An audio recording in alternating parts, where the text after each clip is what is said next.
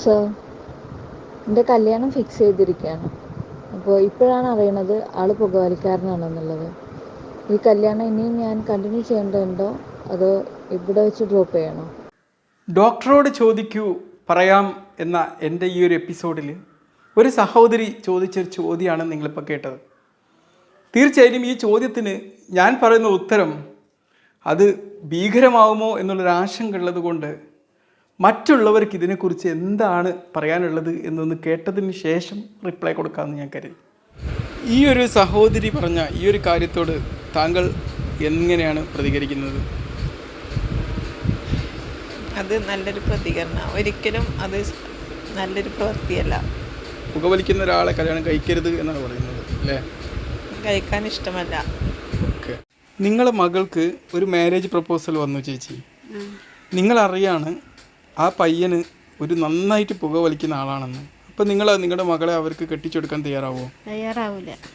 തീർച്ചയായും തയ്യാറാവില്ല. തീർച്ചയായിട്ടും ഇല്ല. ഓക്കെ, നിനക്ക് പുകവലിക്കുന്ന ഒരാളെ മാരേജ് പ്രപ്പോസൽ വന്നാൽ സ്വീകരിക്കാൻ തയ്യാറാവുമോ?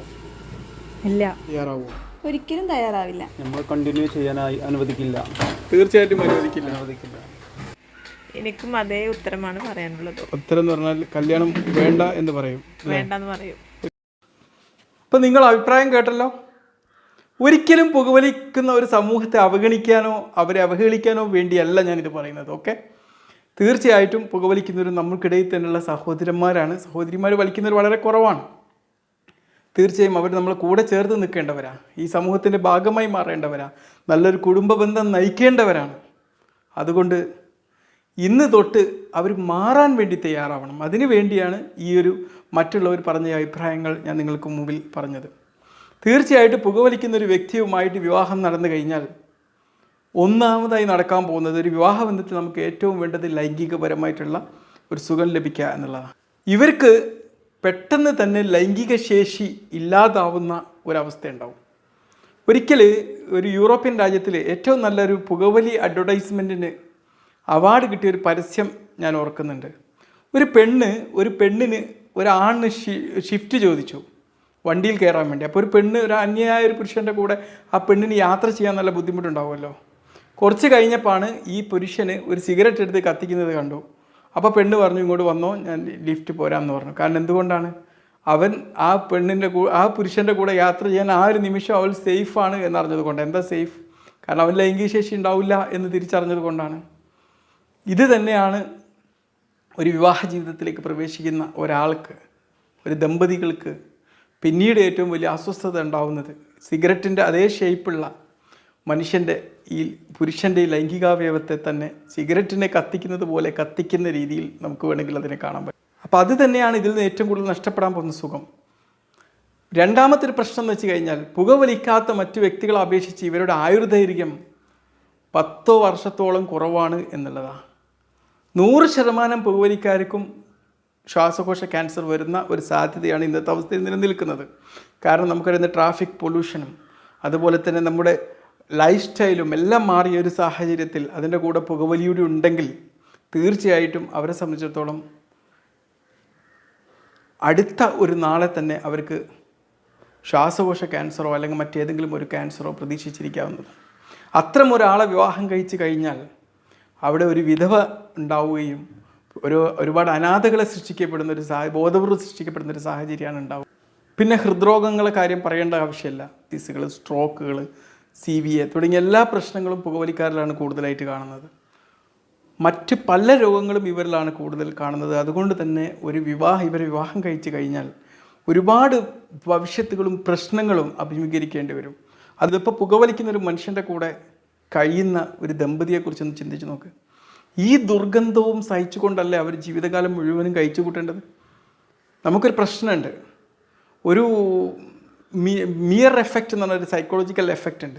ഇപ്പോൾ പുകവലിക്കാരെ കൂടെ തന്നെ ജീവിക്കുന്ന ഒരാളെ സംബന്ധിച്ചിടത്തോളം ആദ്യമൊക്കെ അവർ മൂക്ക് പൊത്തെങ്കിലും പിന്നെ ഇവർ എന്നും ജീവിക്കുന്ന ഒരു സാഹചര്യം ആയതുകൊണ്ട് പിന്നീട് ഇവരുമായിട്ട് ജീവിക്കുന്ന ഇതുമായിട്ട് അഡാപ്റ്റ് ചെയ്യുന്ന ഒരവസ്ഥ ഉണ്ടാവുക. എനിക്ക് പറയാനുള്ളത് ഈ ഒരു സഹോദരിയോട്, തീർച്ചയായിട്ടും ആദ്യം നിങ്ങൾ കല്യാണം ഉപേക്ഷിക്കുക എന്നതിനേക്കാൾ ഉപരി ഒരുപക്ഷെ ഈ ഒരു ചോദ്യവും ഇത് നൽകുന്ന ഉത്തരവും ഒരു മനുഷ്യനെ മാറ്റാൻ സഹായിച്ചാലോ? തീർച്ചയായിട്ടും അവന് മാറേണ്ടതുണ്ട്.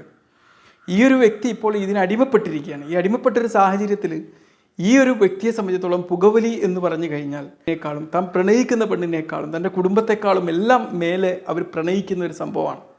അവരെ സ്വയം വേണമെങ്കിൽ ഒരു സിഗരറ്റ് എന്ന് വേണമെങ്കിൽ, അല്ലെങ്കിൽ ഒരു ബീഡിക്കുറ്റി എന്ന് വേണമെങ്കിൽ വിളിക്കാം നമുക്ക്. അത്രമാത്രം അതിനോട് പ്രണയമാണ്, അതിനോട് അറ്റാച്ച്ഡാണ്. അത് അവർ ബോധപൂർവ്വം ചെയ്തതല്ല, അവർ ശീലിച്ചൊരു ശീലം കാരണം അവരെ മസ്തിഷ്കം അവരെ ഈ രൂപത്തിലാക്കിയെടുത്തതാണ്. അവർ പോയി മറന്നു പോയിരിക്കുകയാണ്. ഞാനൊരു ബീഡിക്കുറ്റിയായി മാറി എന്നതുപോലും അവർ മറന്നിരിക്കുകയാണ്. എൻ്റെ വ്യക്തിത്വം ഈ ബീഡിയിൻ്റെ പുകയിലും ഉണ്ടാക്കുന്ന ഈ ദുർഗന്ധത്തിൽ നിന്ന് വരുന്ന ഇതാണ് എൻ്റെ ഐഡൻറ്റിറ്റി എന്നുള്ളത് പോലും അവർ തിരിച്ചറിയാത്ത അത്രയും ഡീപ്പായിട്ടുള്ള ഒരു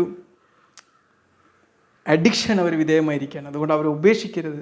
തീർച്ചയായിട്ടും ഈ ഒരു കല്യാണം കഴിക്കുന്ന പെണ്ണിനോടാണ് അവർക്ക് സ്നേഹമെങ്കിൽ തീർച്ചയായിട്ടും ഈ ഒരു സ്നേഹം മാത്രം മതിയാവും അയാളെ ജീവിതകാലം മുഴുവനും ഇതിൽ നിന്ന് മോചിതനാക്കാൻ. ചോദ്യം ചോദിക്കുക, നിങ്ങൾക്ക് വലുത് ഏതാണ്? ഈ ദുർഗന്ധമാണോ അതോ നല്ല ഒരു ദാമ്പത്യത്തിൻ്റെ ശോഭന ഭാവിയാണോ വലുത് എന്നുള്ളൊരു ചോദ്യം അവരോട് ചോദിക്കുക. തീർച്ചയായിട്ടും ഇതായിരിക്കും അവരെ പുകവലി നിർത്താൻ കാരണമാക്കുന്നത്. അതുകൊണ്ട് അതിനുള്ള ഒരു ശ്രമമാണ് ഈ ഒരു സഹോദരിയിൽ ഉണ്ടാവുന്നത് എന്നാണ് എനിക്ക് പറയേണ്ടത്. കാരണം നമുക്ക് ആവശ്യം പുകവലിക്കുന്നൊരു സമൂഹത്തെ മാറ്റി നിർത്തുക എന്നുള്ളതല്ല, അവരെ അതിൽ നിന്ന് വിമുക്തരാക്കിയിട്ട് നമ്മോട് കൂടെ ചേർത്ത് വെക്കുക എന്നുള്ളതാണ്. ഒരു മദ്യപാനിയാണോ അല്ലെങ്കിൽ ഒരു മയക്കുമരുന്ന് ഉപയോഗിക്കുന്ന ഒരു വ്യക്തിയാണെങ്കിൽ തീർച്ചയായിട്ടും അവർക്ക് ബോധപൂർവ്വം നമ്മൾ ഒരിക്കലും നമുക്ക് വേണ്ടപ്പെട്ടവരെ ഏൽപ്പിച്ചു കൊടുക്കുന്നൊരു സാഹചര്യമല്ല. പക്ഷെ പുകവലിക്കാരെക്കുറിച്ച് പലരും ബോധവാന്മാരല്ല എന്നുള്ളതാണ് വസ്തുത. തീർച്ചയായിട്ടും യുക്തമായിട്ട് ഉചിതമായി ചിന്തിച്ച് നിങ്ങളുടെ ഭാവി നഷ്ടപ്പെടാത്ത രീതിയിലുള്ള ഒരു തീരുമാനം, ആ തീരുമാനത്തിലൂടെ ആ ഒരു വ്യക്തി ആ ഒരു ദുശീലത്തിൽ നിന്ന് മോചിതനാവുന്നൊരവസ്ഥ ഉണ്ടാക്കിയെടുക്കാനുള്ള ശ്രമമാണ് ഈ സഹോദരിയിൽ നിന്ന് ഉണ്ടാവേണ്ടത്. തീർച്ചയായിട്ടും നല്ലൊരു വിവാഹ മംഗളാശംസകൾ നേരുന്നു. ആ വിവാഹ മംഗളാശംസകളത്തോളം ആ സഹോദരൻ നിർത്തി എന്നുള്ളൊരു മെസ്സേജ് എനിക്ക് ലഭിക്കും എന്നുള്ള ഒരു പ്രതീക്ഷയോടെ ഇതുപോലുള്ള മറ്റു ചോദ്യങ്ങൾക്ക് വേണ്ടി ഞാൻ കാതോർത്തിരിക്കുന്നു. നിങ്ങളുടെ ചോദ്യങ്ങൾക്കുള്ള റിപ്ലൈകളും പ്രതീക്ഷിക്കാം. വീഡിയോ കൊടുക്കാൻ ആവശ്യമില്ലാത്തവർക്ക് ഈ രീതിയിൽ വോയിസ് ആയിട്ടിട്ട് തന്നാൽ മതി.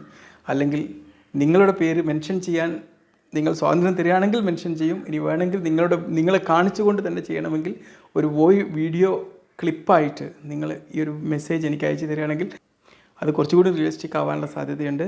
Okay, by.